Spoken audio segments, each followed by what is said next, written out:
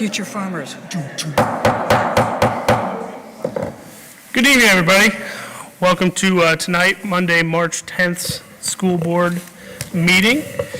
Carrie, can you please call the meeting to order? Mr. Baden? Present. Mrs. Hopkemeyer? Here. Ms. McKnight? Here. Mr. Miller? Here. Mr. Stamm? Present. If we can all rise for Cub Scout Pack 384 to lead us in our pledge.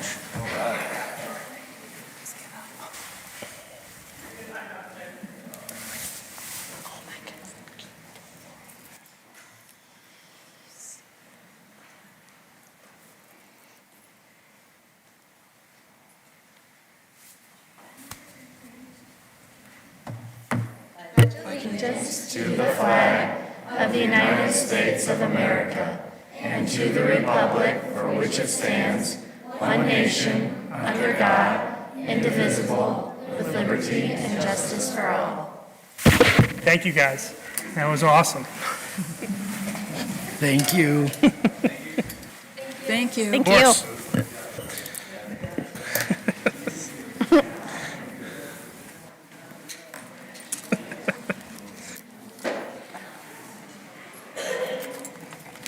All right, well, thank you, everybody, for being a part of that. We'll move on to item number 2 on our agenda is the Board of Education minutes from last month. Any board members have any questions, comments, changes from last month's board meeting minutes? If not, I need a motion to approve. I will move. Jeff moves and Shelley will second. And Carrie, when you are ready. Mr. Baden? Yes. Mrs. Hopkemeyer? Yes. Ms. McKnight? Yes. Mr. Miller? Yes. Mr. Stamm? Yes. Moving on to item number 3 is our treasurer's report. Carrie? Thank you. First item on the agenda is to approve the monthly financial reports for the month of February 2025 as presented. Item B is to approve or recommend the board approve a resolution for our master electric energy sales agreement. This is a program that we were part of when I came here 18 years ago, and it was definitely one of those projects that you have to spend money to save money initially, but it has definitely paid off for us doing so. Our current contract expires on June 30th of 2025, and the rate that we're paying for that is 0.05635 per kilowatt hour, and the renewal rate is 0.05290 per kilowatt hour. So it's reduced, which in times today, nothing's going down. So this is securing our electric at a savings for the next 2 years. So I would ask that the board approve that. Next item on the agenda, sorry about that, is the resolution to approve, to accept the amounts and rates as determined by the Budget Commission and authorize the necessary tax levies and certify them to the county auditor. There's no new levies, but this is something that I never liked the way that that's worded. But what this does is this is an annual resolution that we approve each year. It comes from the county auditor's office, and it certifies our voted millage for both inside and outside millage. So the only time it changes is when we have a change in the millage, which is only the outside millage. Excuse me. So last year when I had the board approve this, they approved our bond retirement rate. It was 3.2, and that has been reduced to 1.8. So they will only collect 1.8 mils because we had part of one roll off and then with the reappraisal. So, and then it also had our emergency levy was reduced. We were paying 2.35 mils on that. That's a fixed sum levy that only generates $3 million forever. So now that's only paying 1.77, or we're paying 1.77 mils to generate that same 3 million. So no changes other than it strictly just lists all the levies that we have and what the current rate on those is, but the voted rate, not the effective millage. That's the difference. So, so I will ask that the board approve that. Under item D is to authorize the treasurer to advertise for 3 school buses. 2 will have the understorage capacity on the buses, and then 1 will just be regular, and then 1 van And this will be per the bid specs that will be produced by our Transportation Department. And this is paid out of permanent improvement funds. So we would like to seek bids for this, and then at the next board meeting is when those would be approved or recommended for approval. And then, as I emailed today to, we had a Building and Grounds Committee meeting at 7:30 this morning. And as we come up, time's just getting away from us on some of the projects that we have to get going on. So I would like the board to authorize for me to advertise for our high school track renovation project. These will be per the bid specifications being prepared by our attorney in Kleinfelder, which we've already entered into an agreement with Kleinfelder for professional design services. But this project would be paid out of permanent improvement funds. This is just to advertise for. Again, once bids come back, information will be shared, and then a recommendation will be made on behalf of Neal and Kleinfelder. I'm not sure who our representative is, so Kleinfelder firm. So, and then just because there's lots going around in the news, I thought I would just share a couple things just on some financial topics that are going around. For instance, we are in the process of, or going through the budget process at the state level where we are approving a new biennium budget. So the governor has proposed a fiscal year, or a 2-year biennium for fiscal year 26 and 27, but that starts July 1 of 2025. Lots have come out of that, but one of the good things that did come out of it so far is back last year or 2 years ago when we approved the last biennium budget, or it was approved, they, for the first time in 25 years, had a new funding formula. It's a fair school funding plan. It's a document that is explained in this 30-page document, and it explains everything as how they come up with, how they say how much is allowed per teacher, how much is, how much they allocate for a treasurer, a superintendent, everything, all the way down to mechanics, everybody in the school district. Everyone's important, so everyone is defined in this document. And that's all well and good. It's actually, I feel that it's a very good document. It's the first we've had. It was assembled by treasurers, superintendents, and then 2 legislators at the time. So when it was presented this year, it's still in there, which is a good thing. That's a good part. The problem is that they updated the valuations from districts. They updated the wealth, which is gross income of the district, student count, but they didn't update the base factors in here that is like a state average and how they come up with those numbers. So now, for the first time in 2 years, but it's the first time it's come back up, it's in balance because like 60% of districts are losing money. The good news is that right now, it's not bad, but I'll share this spreadsheet. I didn't put it up on an overhead because you can barely see it on this, but what I did is just gathered up Lucas and Wood County. Anthony Wayne Schools has the largest weighted capacity of all Lucas and Wood County schools. And what that means is we can generate more revenue locally than any other school. So therefore, that means that we should be more funded locally than by the state, which is obviously the case. We're also the only one on here under the new budget plan that is at the 10% floor. So not only are we on the real estate 20 mil floor, now we're on the state funding 10% floor. Even though we continue to grow in our district, our student enrollment or our student population is steady. So it works out for us that we're not losing a whole lot. Like right now, and this, again, I think I shared with you guys that it was shared when they were explaining this. We are in the second quarter of a football game. So this process is going on at the state. We have a ways to go. But right now, in fiscal year 26, we're losing $5,400, and in fiscal year 27, we're losing $11,700. This will change. But, so if you guys hear, like Perrysburg, they're losing money. this is no As longer. compared to what you're getting today? Yes. Getting- And yeah. so when you hear, like I can tell you Perrysburg, looking at this, they're losing 491,000 the first year and 936 the second year. Less than what they're getting today's formula. Yes. So, I mean, the formula is not working now because they need to increase those base. So there's the base cost. So there's a big push for that. But again, I just wanted to share that right now, it is not bad for Anthony Wayne. I think moving forward, since we're going to be at that 10% floor, it'll be hit or miss, but that's what we know today, and I'm sure that will change. The next thing I wanted to share is, and I shared this with you at our work session, but getting some calls, and I think it's important now that we know some information from the 20 mil floor that happened because of the reappraisal, what does that look like for Anthony Wayne? How's that working for us?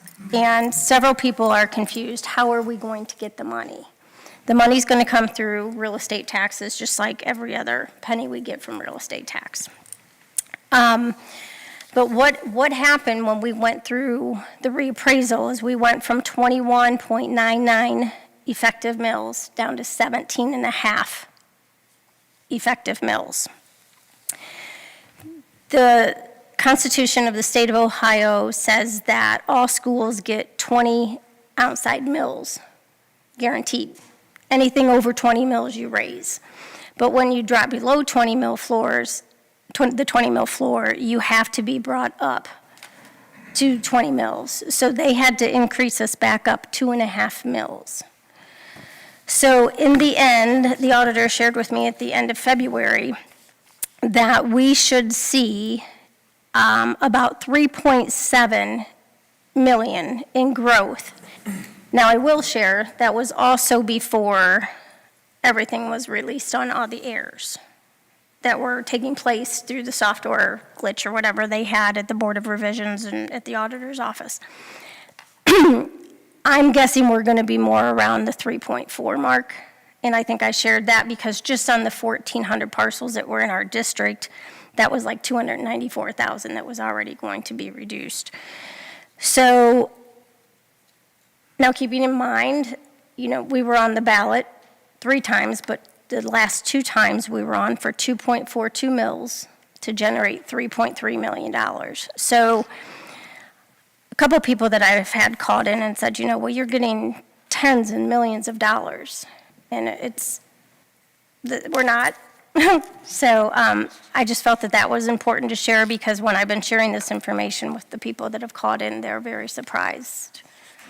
And they're like, isn't it coincidental that you are where you thought you would be? And I'm like, actually, no. But, I explained that we kept that levy on so it could be voted because if we took it off, knowing we would see a growth, not knowing what we would see, but if we took it off, we were saying that we're just going to make Class 1 pay this, where the reason that we kept it on is so everybody voted, and if it passed, it would have been shared by Class 1, commercial and industrial properties owners, and Class 2, or Class 1 res ag and Class 2 commercial and property or industrial owners. So now it's just all being absorbed by Class 1. So, because it lost by 4 votes, but still we are seeing an increase, and obviously, like I say, the numbers are 3.7, but again, that doesn't include any changes, so. And then the only other thing that has kind of played in this kind of goes along with our real estate is, I shared in the past meeting or 2 that the Nexus has settled and they were going to start paying, and we thought it would be by March of 2025, and they did pay a little bit more. It's not going to make up what I thought it was going to on our PUP tax because Columbia Gas paid late. So they did pay in February, but if it's not one, it's another. So, but with this, my concern with the Nexus pipeline is with the biennium budget and among all the other things going on, there is legislation to make pipeline values make the tax, or have the tax rate go from 85% to 25%.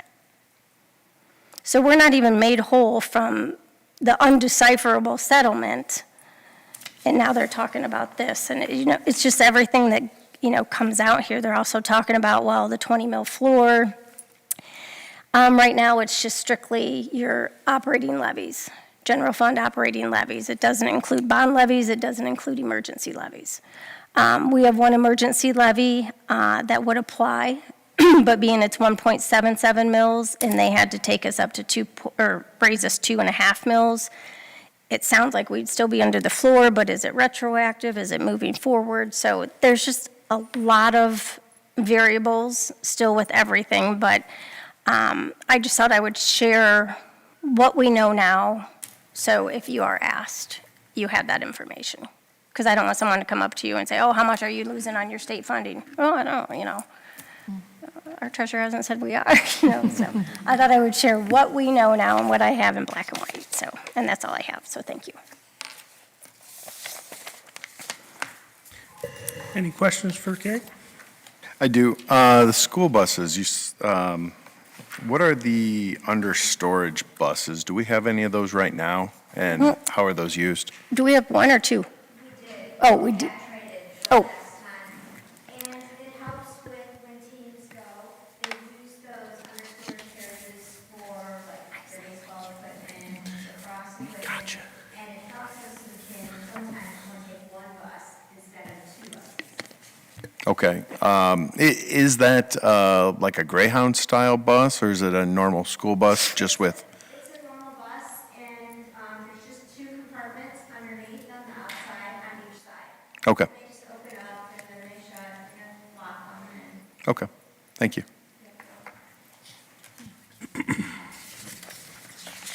Any other questions for Carrie? Comments? If not, I need a motion to approve. I can make a quick comment on the track, item 2, just because we had a meeting this morning, just to update the board and the public, I guess. We're going to have a lot of bids coming up, and we thought we'd pull this one ahead this month just to be able to get this out, to go out to bid. Several projects. Neil's done a great job with organizing, putting the 5-year plan together, millions of dollars of upgrades and upkeep and things we have to do in facilities. So there'll be a bunch of these bids going out next month as well.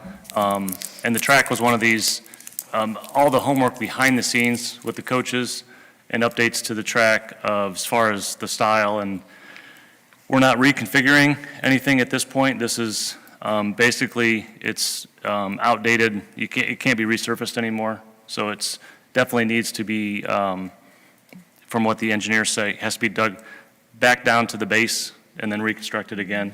And then you still have a maintenance every year you have to do to clean and then resurface every 5 to 7 years. So looking at the budget, though, to reshape or to move it or do anything was, literally 3 to 4 times the cost, which is incredibly significant at this point. So we didn't see any short-term future, that something's going to happen in the next 5 years that we're going to have to tear it up or anything. So it seemed to be the, bang for the buck to what we have to do now. So, and then the way all these bids go out, the work, Kleinfelder puts the specs together.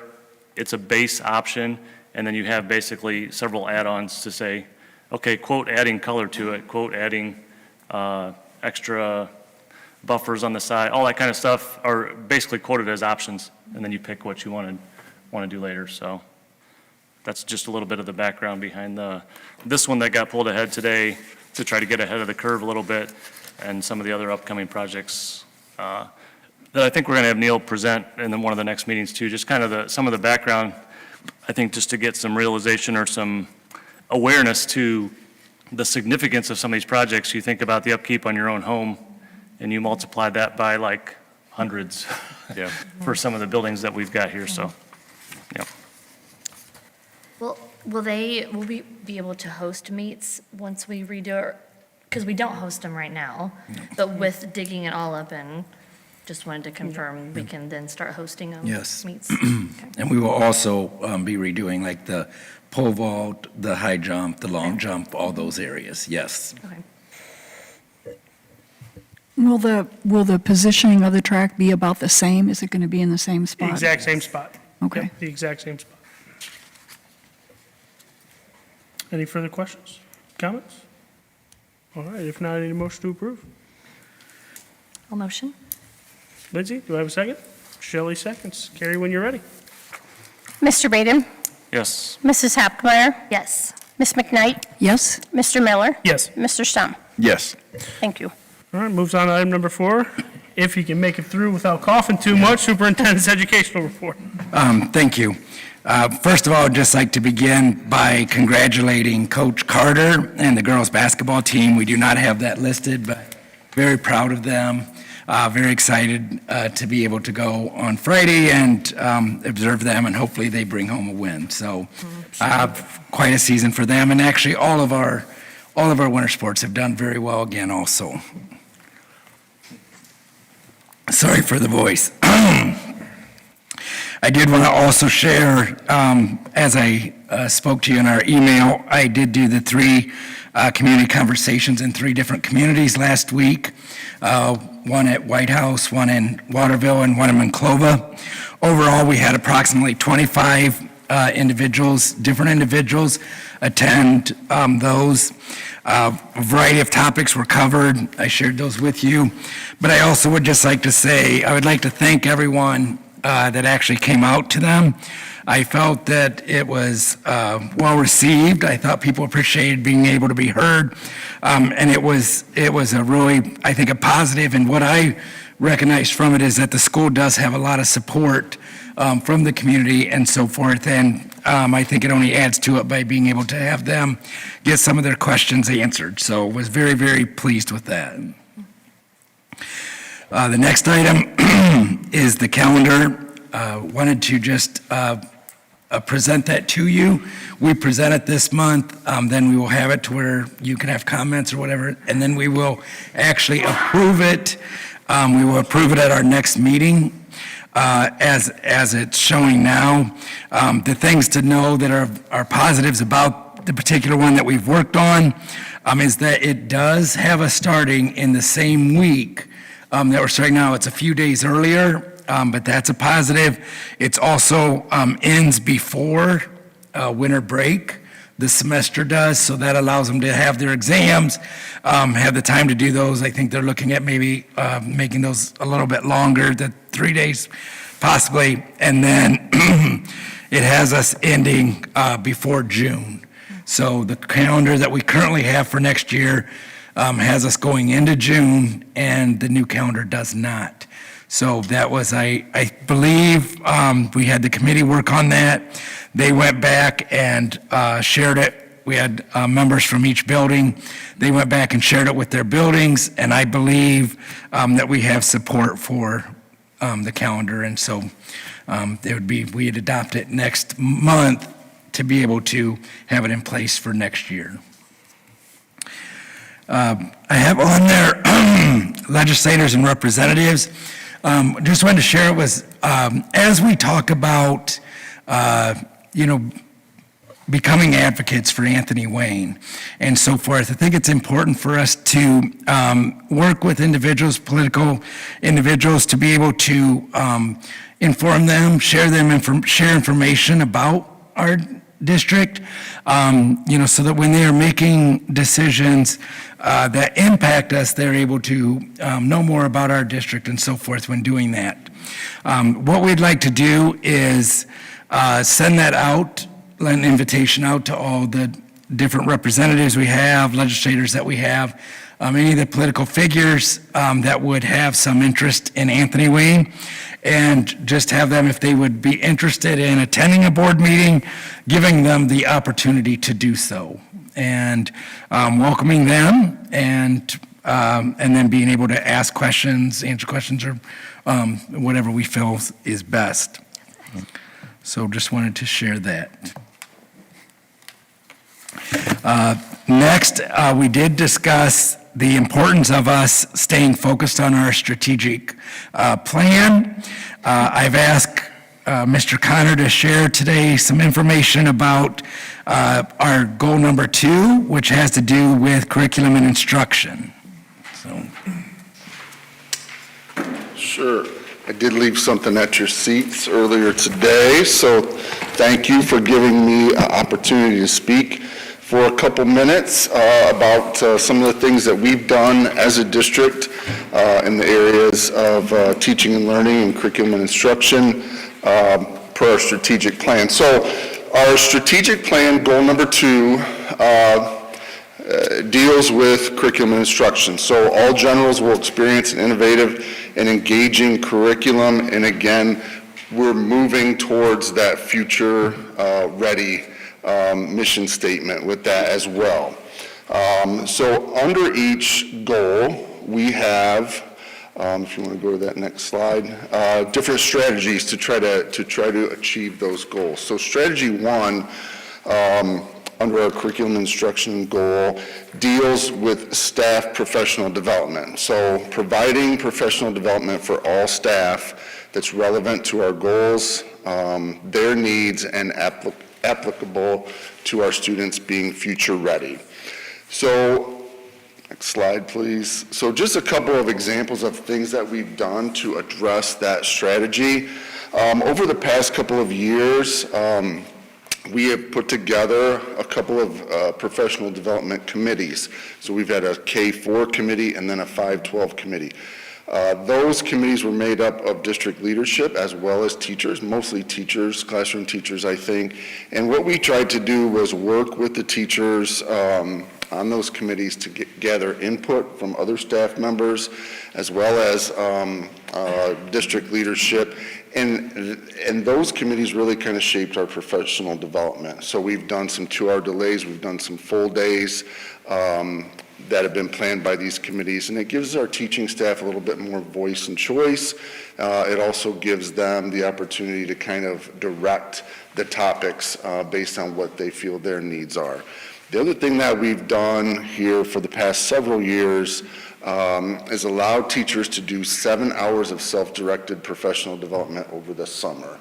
Okay, so that has been very popular. It gives teachers the opportunity to kind of select their own PD. We always give them a short list of possible topics, but we have teachers engage in everything from book studies to collaboration with their peers. And they can log those hours over the summer and then submit those as part of their professional development plan. Next slide. So strategy 2 is to create a collaborative work group and develop an instructional framework plan that will facilitate staff in engaging instructional strategies. So that would be the first page in your handout. Over about, I think, a 2-year period, 18-month period, the district worked on creating an instructional framework. And kind of explain to you what that is. You can see the graphic on the right. That is represents kind of the cyclical teaching process. So as teachers and educators, we plan, we create a plan for a lesson or a unit of study. We instruct the students, we do our teaching, we assess their learning to make sure that they're grasping the concepts that we're teaching them, and then we reflect on that to see how that process went. And that reflection should then lead us into the next planning phase. So what I have on the slide up there are a couple of, not only our graphic, but then we also worked with our staff over the course of several of our professional development days to create some of these statements of, okay, when I'm planning as a teacher, this is what I'm doing. When I'm teaching, this is what I'm doing. And as you can see at your table, and I'll just hold this up, we have kind of those staff actions for all 4 of the different categories on the instructional framework. Strategy 3, choosing curricular materials to utilize in the learning environment based on student-centered decisions. Over the past 18 months, I know I've bothered Lindsay and Shelley quite a bit and have had them in here for a lot of meetings, and they've been gracious enough to come and have really been kind of dialed into those. They ask a lot of good questions. So we've really tried to, I think, be very open about what we're purchasing, what we're putting in front of kids, and we've had them as a part of that process.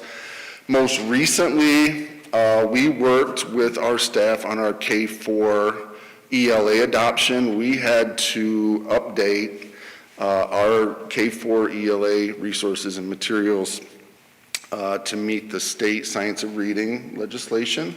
And over the course of this year, we developed a steering committee. We had publishers come in and present to our staff on a PD day.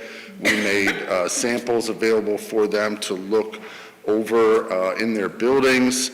And then we brought that steering committee to get together again to kind of make that final decision. So we had a pretty robust process. It was tight simply because of the timeline of the legislation that we had to meet.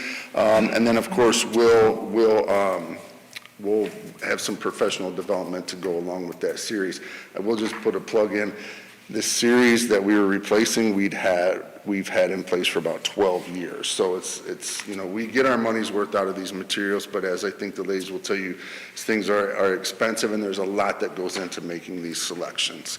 And that model that we used could also be a model for future adoptions. Strategy 4, collaboratively establish and implement comprehensive academic and personalized skills that will facilitate students to be future ready. So this would be the second part of your handout that I left at your table. So most people know about the Portrait of a General. It's hanging in this room, it's hanging up in our buildings, and we've kind of used that as a guide for a lot of other conversations. But we actually, as a district, went deeper into the Portrait of a General, and we created and put together again the administrative team as well as our teachers collaborated on creating descriptors for all of our competencies. So what you'll see there for learner's mindset, okay?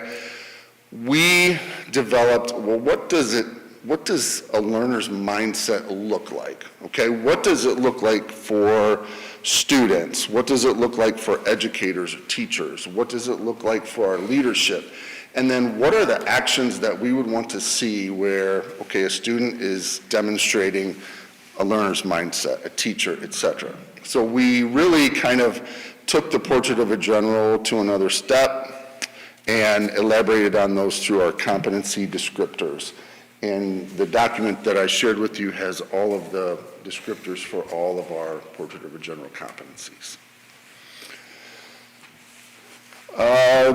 Strategy 5, comprehensive course selection and curriculum that embeds creativity, provides real-world experiences, and contains applications for students to be future ready. So I know Lindsay and Shelley will probably attest to this. We have added a lot of classes to our curriculum, especially on campus, that I really think help our students become future ready. You know, what a lot of people probably don't understand is there is quite a bit that is prescribed to us through state mandates and law and how kids are tested. But I wanted to share just a couple of classes and things that are relatively new, you know, within the past three to 5 years. Say some of them are as new as they'll be in place for next year. So at the high school, we're going to have a new biotechnology class, an intro to computer science class. We're continuing to work on and are very excited about a new project with Penna Career Center, for an engineering and architecture pathway. At the junior high, we have classes in automation, robotics, career connections in industry, and a couple of different STEM classes. And recently at FT, a few years ago, we converted over to a STEM class for all students as part of their elective rotation. So a lot of new and exciting courses that kids can take. And then finally, this is also a part of our instructional framework. It just kind of highlights what we're trying to do with that whole experience for a child to get them ready to be future-ready generals for that next step of employment, enlistment, or enrollment. So just a couple examples of what we're doing with our curriculum and instruction goal within the strategic plan. Questions? Thank you. Thank you. The one thing that I'll say is, we oftentimes will say, oh, we're bogged down with our day-to-day, and, do we ever get to what we really need to get to? What I love about this part of reflecting on our strategic plan is that it does actually show, a lot of the initiatives that we've done, a lot of the work that we do to make things better and to provide the best education for the students. So I think the opportunities that we're taking to reflect on the strategic plan are very valuable for the community as well. The next part that I have, we have Say Something Week coming up, so I thought it would be a perfect time. It's not coming up? Oh, last week, okay, Say Something Week was last week.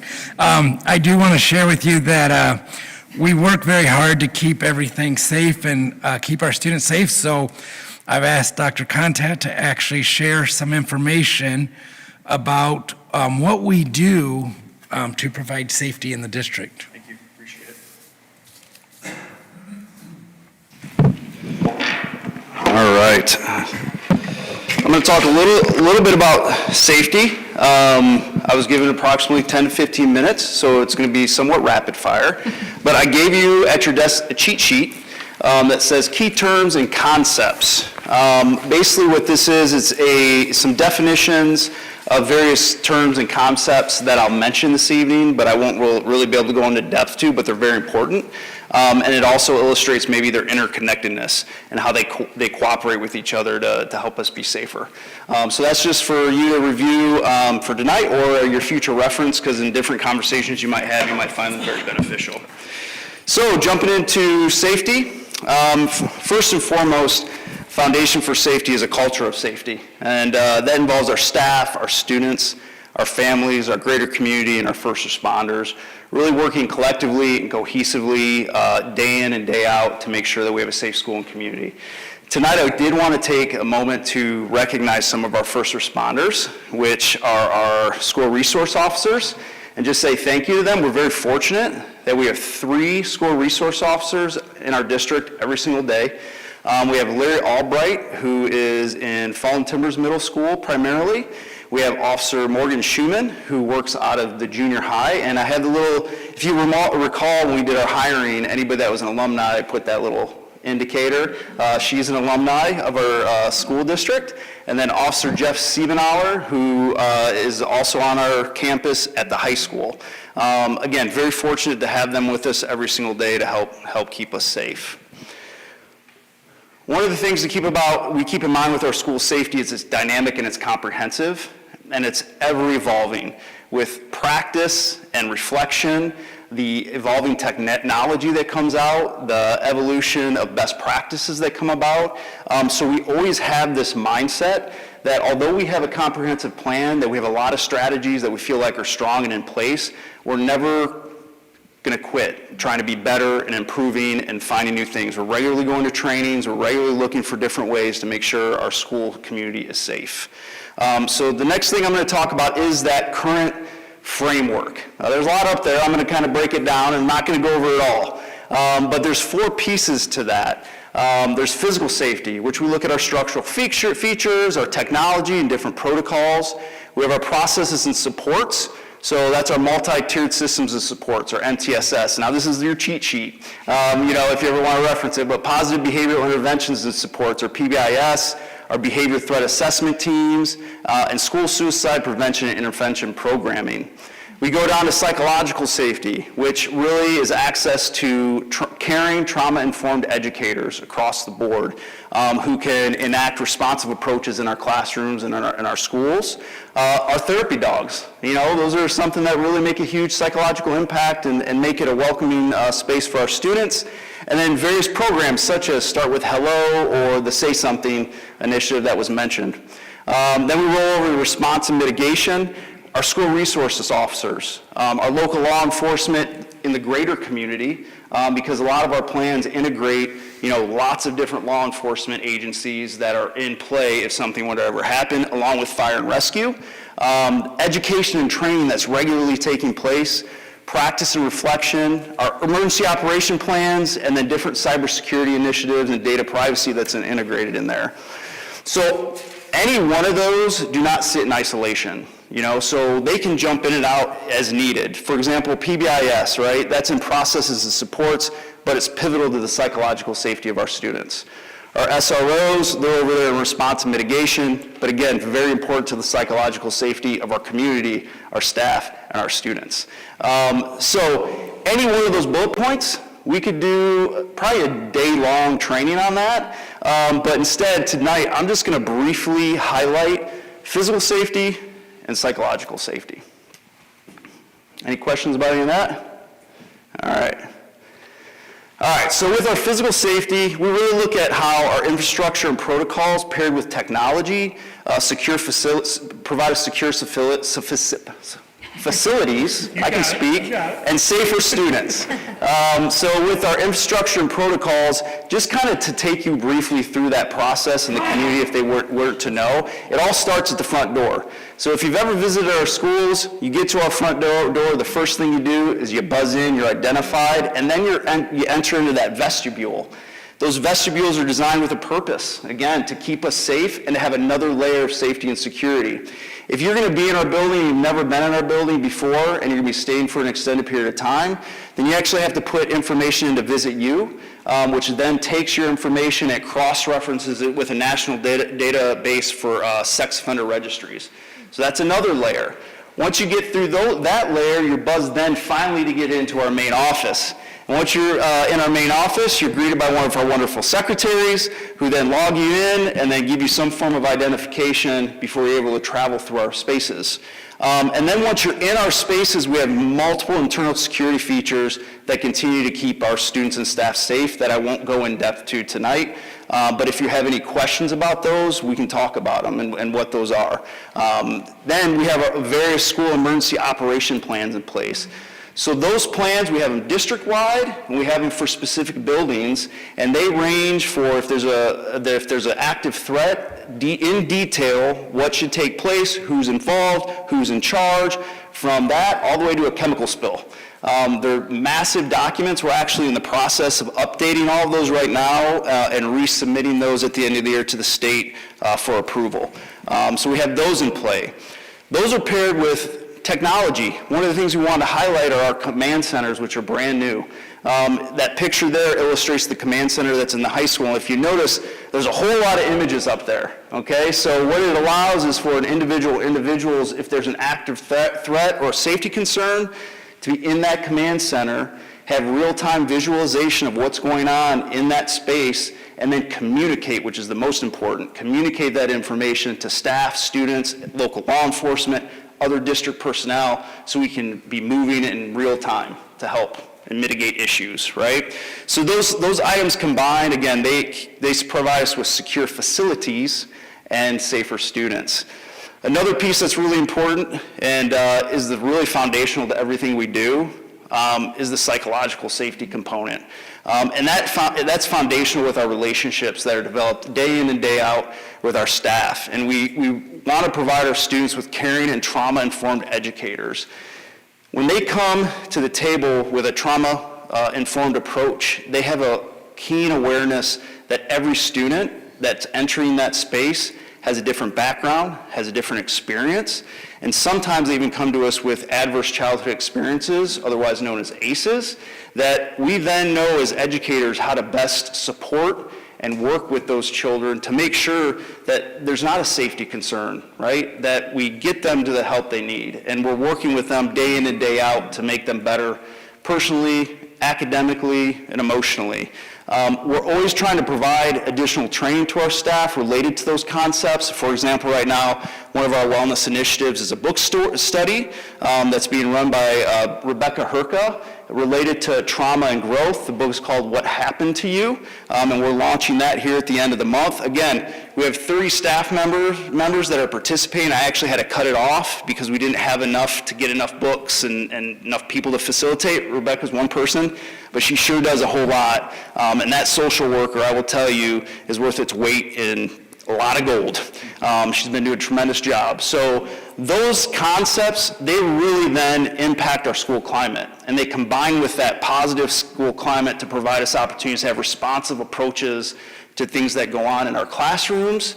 We provide responsive approaches to our discipline practices, so we're trying to build people up. It's not just zero tolerance. Research shows that zero tolerance is not impactful or effective. It actually backfires in a lot of cases. And then we have our systems such as PBIS, positive behavioral interventions and supports. So we highlight the positives that students are doing and reinforce those good behaviors. And then our programming, such as Start with Hello and Say Something. Again, all these things right here, they help mitigate and allow for identification and reporting of potential threats. Because in an environment where students feel safe, they feel connected, they feel trusted, that they can go to anybody, any of you, any of us, and they can share a concern that could then lead to saving a life. And that connects directly to Say Something. And the Say Something initiative was established by a Sandy Hook promise. And really what that is as simple as that. It's Say Something, but it's a focused and intentional effort to create environments that have connectedness, there's communication that's taking place, there's overall awareness, and at the end there's trust, so that students know that, hey, if I just go say something, I can make a difference, all right? Because if they hear something or they see something, if they don't feel they have a trusted adult to go to, they're not gonna go say something. And we need people to do that, because the research shows in 4 out of 5 shootings, the attacker told people their plans ahead of time. So a lot of time that information is put out there, so we need to make sure we have intentional efforts to develop a culture and a climate to say something. And so last week, and I'm sure others are doing things throughout this month, there's a focus on that, and their research shows, it really makes an impact. With over 5 million individuals participating, they've stopped over 302 acts of violence, and 18 planned school shootings have been prevented with that. So at the end of the day, safety is a big deal, but we really like to say a student-centered, comprehensive, whole-child approach to safety, focusing on who is carrying that backpack, substantially mitigates the risks of what's in the backpack. Like I said, rapid fire overview this evening, just to give you a little bit of information, but I would be ever happy to ever sit down and talk in detail about any of our safety initiatives, our plans, any of these processes, talk to you about it all day. Any questions about any of that? Just the one thing I read in one of my emails from the state, that suicide prevention information, the number has to be in our ID now, and then their handbooks that they take home. Are we doing that? Yes. Okay. Yes, we have the information posted on our website. It's made available. All our counselors provide that information. I would say it would update in the handbook. Yes. Yeah, that was the only thing maybe I was questioning. And we also have like signs up throughout the school. Correct. Yeah. Okay. Way to go. All right. I want to give kudos to the SROs. Those guys and lady is awesome. It's so cool to see so many positive interactions between the students and a police officer, so that they can know that they're there to help and that. So we got some great people there. We sure do.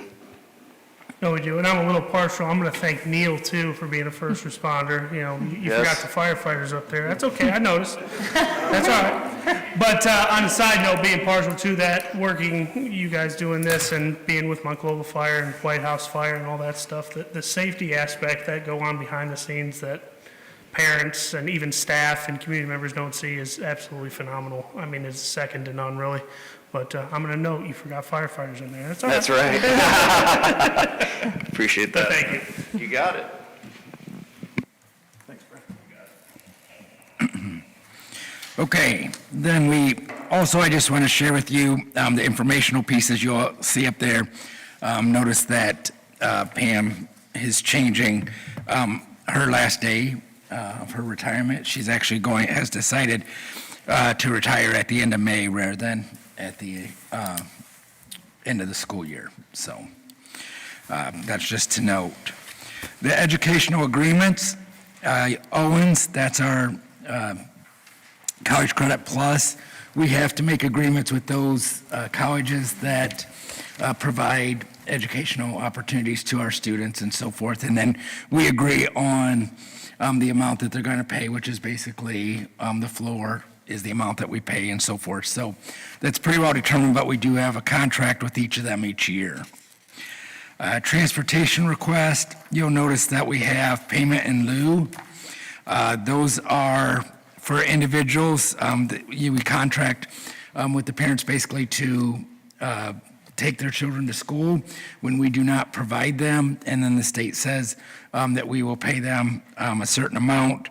I think it's $582 or something on that lines per student for them transporting their child to that private school each year.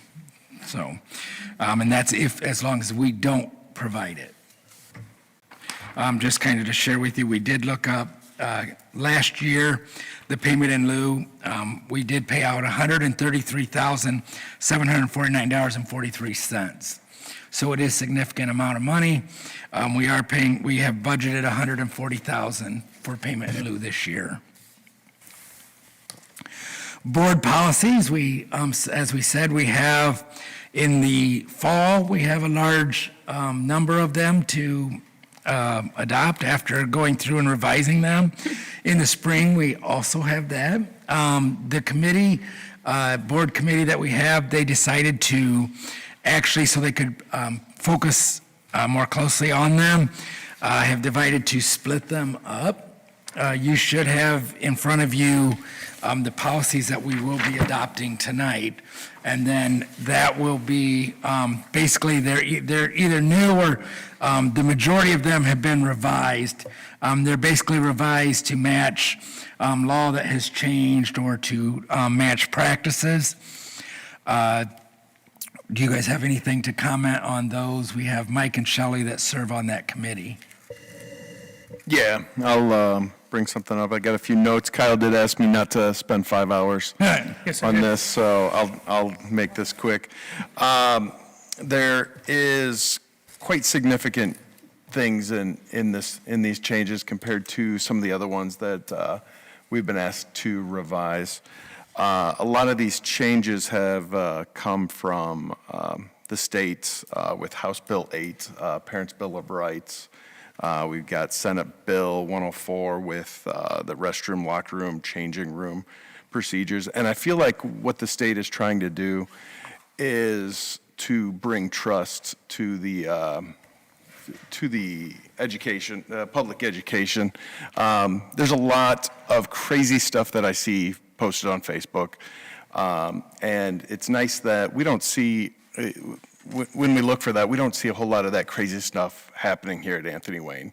But this does give parents the ability to see, to look at Anthony Wayne and question maybe where they have questions. And this is the way they can question, and making sure that some of that crazy stuff that we're seeing online isn't happening here.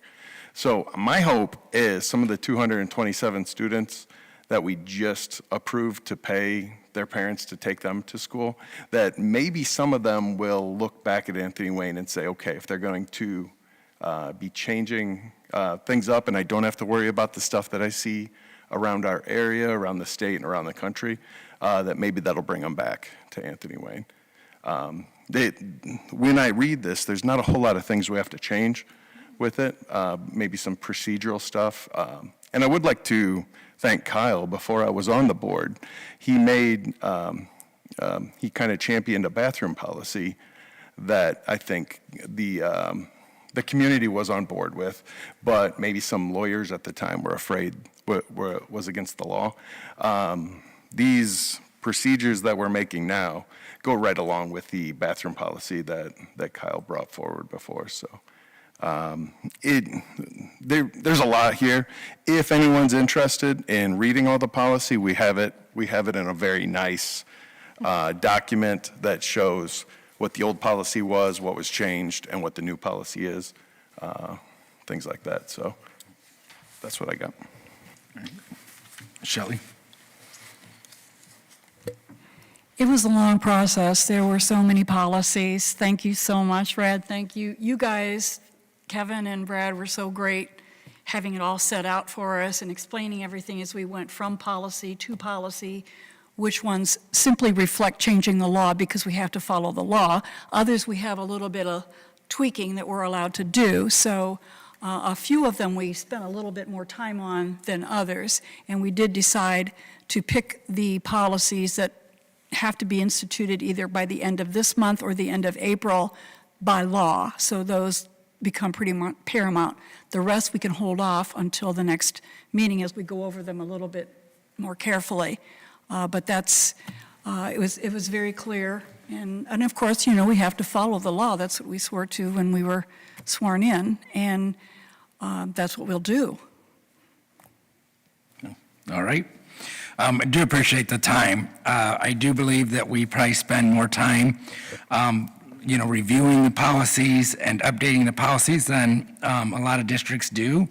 But you take it very seriously, and it's important to get those policies in place. And then from that, they kind of determine what the bylaws are we're going to follow, and then our policy is kind of how we are acting out or how we are performing our duties to follow, what they have in place as a board. So. One quick question. It doesn't really, it's not listed in here, but I was trying to, Kyle and I were trying to look for it. Do we have, is there a policy that we have right now that is like in regarding participation in male or female sports to be based on biological sex only? Do you have a policy in place for that? Do you know? No, Don't have anything in place for that? So is that something that not yet. we need? I feel like we need that. The OHSAA, I know, just changed their laws on that through another state bill, right? Yeah. Now, I'll have to get more additional information on it. Yeah, we can. But yes, there's been decisions based on that. And so we're always going to follow any of the laws that are in place, absolutely. Yeah, I just think it'd be nice. There's just a lot going on. I think it'd be good.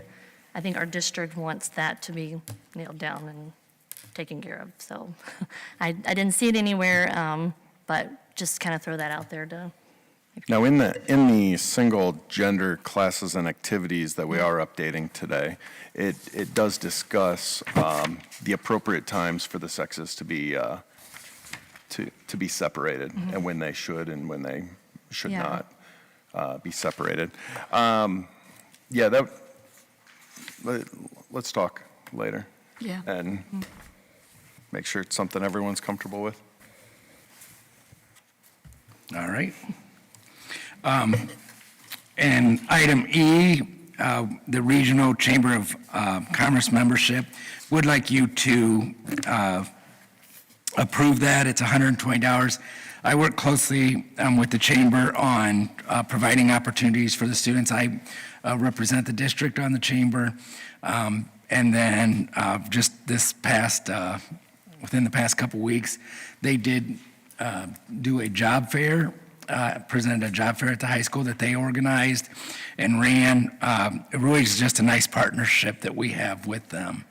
So would like to be, continue to show our support to them by being a member of the chamber. And item, okay, we'll take a vote on that. Yeah. I always get moving too fast. Break Yep. here. Any other questions, comments for Kevin on that? If not, I need a motion to approve. I got one quick question on calendar. When do we start on the 26-27 calendar? Typically, what we've always done is, the reason that this happened the way that it did is two calendars were adopted at the same time. Because they had the committee together last year, they had, basically, they said, okay, we're going to do the calendar for this current year that we're in, and then also then the calendar for next year. How it has always been done in the past is that we've always worked like in December, November, December of the year before to get it adopted for the following year. So it wouldn't be uncommon for us to do it next fall, late fall. Okay. Okay. Anybody else? If not, I need a motion to approve. I'll motion. All right, do I have a second?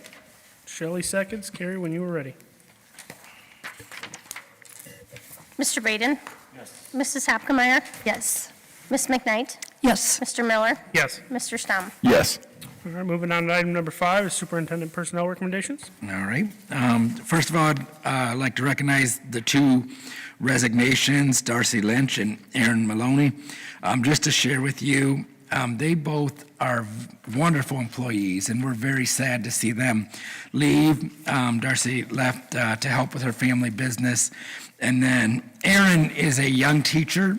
Her family is around the Cleveland area, and she has decided to find a job back around that area. But she does both of them are losses, and but we will work hard to get them filled. Hey, Kevin, Erin is my daughter's teacher. I did say that I was going to ask, what happens if we don't accept this? Can we make sure that we keep her here? She's a phenomenal teacher. We are going to miss her. She is. She is.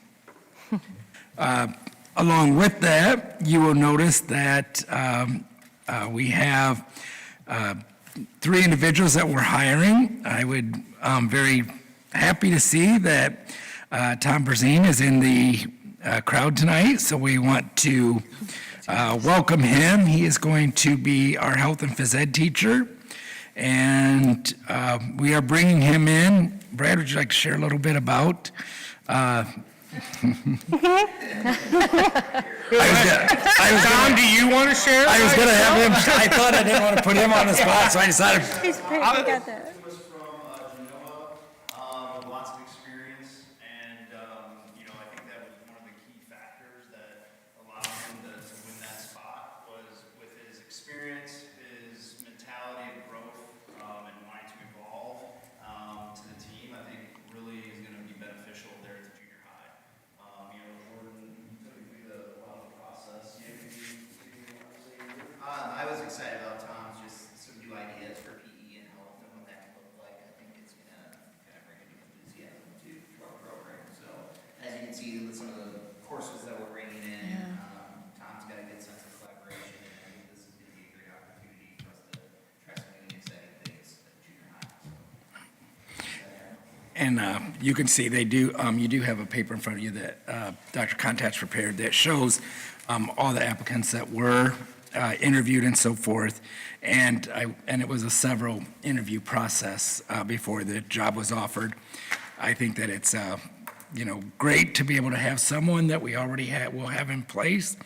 And we're excited, and it's good, nice dedication that he's here with us, so appreciate that. Well, welcome to the district unofficially for another about 30 seconds. And then you will see where Darcy's position, we have a recommendation for that position as well. That's Melanie Voigt. She'll be at Fallen Timbers, a new secretary.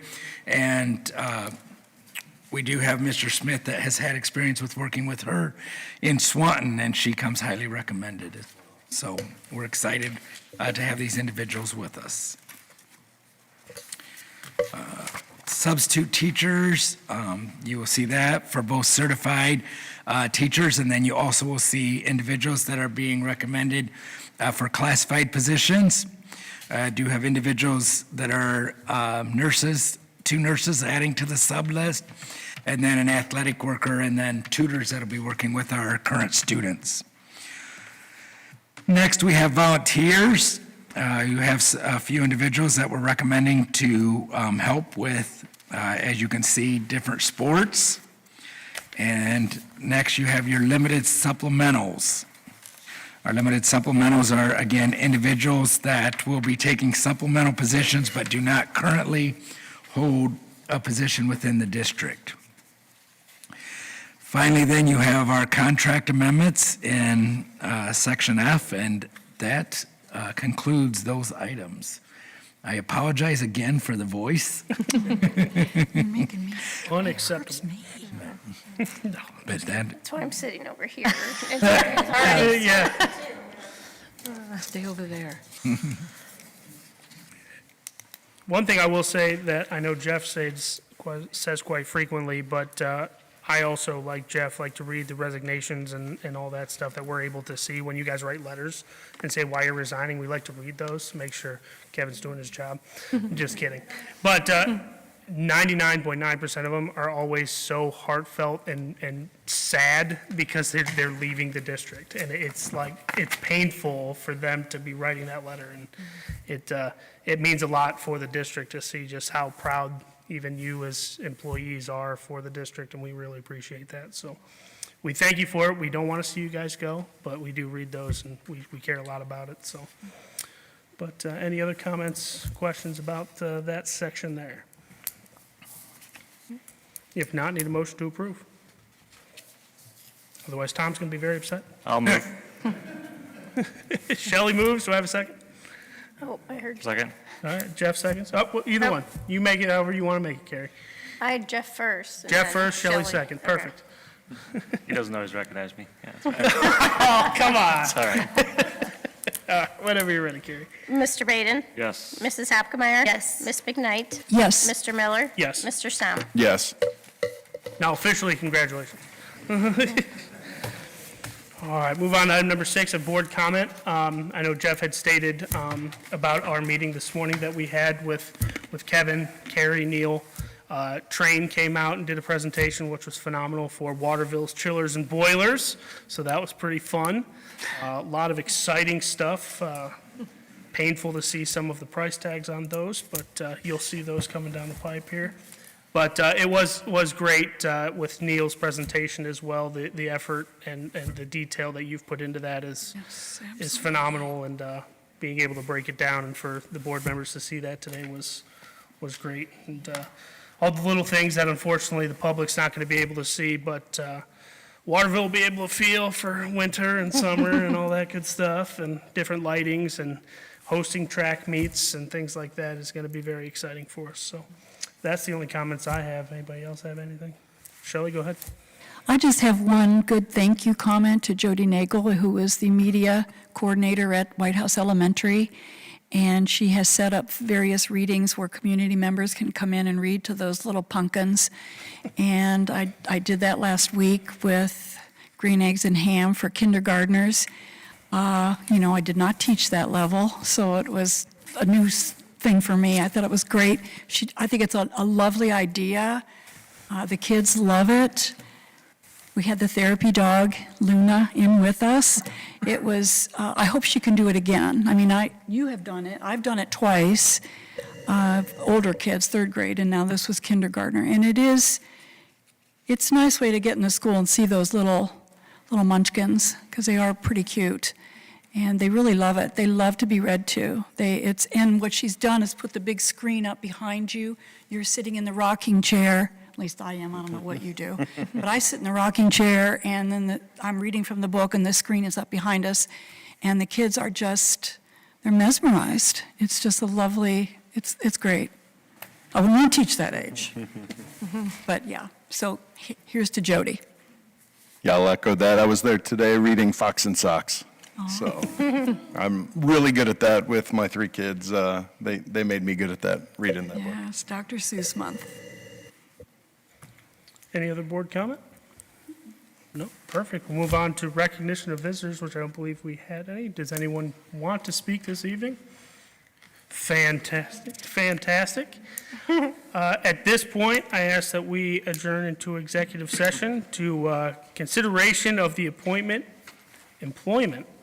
dismissal, discipline, promotion, demotion, or compensation of a public employee or official. See, I want to make it extremely official. Yes, very official. You guys feel free to leave. We're not going to have any action after coming back from executive session. Thank you guys for coming out. We really appreciate it. Do I have a motion to go into executive session? Shelley, do I have a second? I'll second. Lindsay seconds. Carrie, when you're ready. Mr. Baden? Yes. Mrs. Hapkemeyer? Yes. Ms. McKnight? Yes? Mr. Miller? Yes. Mr. Stam? Yes.